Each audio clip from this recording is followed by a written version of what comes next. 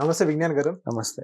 Sir, rave పార్టీలో హేమ గారు ఉన్నారని కొన్ని వార్తలొచ్చినియి. కానీ హేమ గారు నేను ఇంట్లోనే ఉన్నానని ఒక వీడియో కాల్ చేశారు. ఆ వీడియో కాల్ నిజంగా ఇంటి నుంచి చేశారా? లేకపోతే బెంగుళూరు నుంచి ఆ వీడియో కాల్ వచ్చిందా? యాక్చువల్‌గా చెప్పాలంటే నేను లేను అని వీడియో కాల్ ద్వారా హేమ చెప్పింది. మనం కూడా నమ్మాము. నేను నమ్మా. నేను ఇప్పుడు మార్నింగ్ నుంచి లేదులే అనుకున్నా. బట్ ఇప్పటికీ నమ్ముతున్నా. లేదనే అనుకుంటున్నా. ఉండొద్దని కోరుకుంటున్నా ఫస్ట్ ఆఫ్ ఆల్. అసలు విషయానికెళ్తే పోలీసులు ఒక వీడియో రిలీజ్ చేశారు. నటి హేమ ఎక్కడి నుంచి అయితే నేను హైదరాబాద్ ఫామ్ హౌస్‌లో ఉన్నాను అనింది. ఫామ్ హౌస్‌లో ఎందుకున్నావు? సరే తర్వాత ఆ బ్యాక్‌గ్రౌండ్ సరిగ్గా చూసి కట్ చేస్తే బెంగుళూరు ఫామ్ హౌస్‌లో ఉన్నటువంటి చెట్లే ఇక్కడ ఉన్నాయని పోలీసులు మార్క్ చేసి ఈవిడ రిలీజ్ చేసిన వీడియో కూడా బెంగుళూరు ఫామ్ హౌస్ నుంచి అని డిక్లేర్ చేశారు. సో నటి హేమ అక్కడ ఉంది అని పోలీసులు గట్టిగా చెప్తున్నారు. మరి ఆవిడని అదుపులోకి తీసుకున్నారా తీసుకోలేదా తర్వాత సంగతి.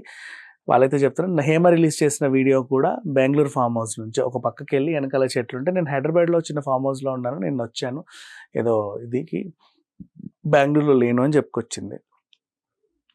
మరి ఏంటో ఆమె లైవ్ లొకేషన్ కనుక్కోలేదు. ఈ పార్టీకి హైదరాబాద్ వచ్చిందో లేదో తెలియదు. ఆమె పార్టీలో పాల్గొంటే డ్రగ్స్ ఏమైనా తీసుకుందో లేదో తెలియదు, లేదా ఇంకేమైనా వ్యవహారానికి వెళ్ళిందో తెలియదు, లేదా ఫ్రెండ్లీకి వెళ్ళిందో తెలియదు.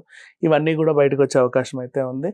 బట్ ఖచ్చితంగా అయితే దొరికిపోయింది, అడ్డంగా అయితే బుక్ అయింది. పోలీసులే రిలీజ్ చేశారు ఆ వీడియోని. ఇంకా బయట వాళ్ళంటే అనుకోవచ్చు, పోలీసులే బెంగళూరు పోలీసులే మార్క్ చేసి చెట్లను మార్క్ చేసి మరీ రిలీజ్ చేశారు. అంటే మనం కన్ఫర్మ్ చేసుకోవచ్చా హేమ గారు బెంగళూరులో ఉన్నారు? కన్ఫర్మ్ ఎందుకు చేసుకోవచ్చు? అలాంటి చెట్లు ఇక్కడ ఫామ్ హౌస్ లో కూడా ఉండొచ్చు కదా అనేది మళ్ళీ అభిప్రాయపడవచ్చు. పోలీసులు కూడా రిలీజ్ చేశారు కదా. పోలీసులు కూడా రిలీజ్ చేస్తుంటే వాళ్ళు ఇక్కడికి వచ్చి హైదరాబాద్ ఫామ్ హౌస్ లో చెట్లు చూడలేదు కదా బేబీ. అందుకని అంటే 80% అనుకోవచ్చు, కానీ కన్ఫర్మ్ అయితే చేయలేము. ఎప్పుడైనా ఏ విషయంలో అయినా అంతే. పూర్తిగా నిర్ధారణ అయితే తప్ప మనం ఒకరిని దోషి అనలేం. Thank you sir.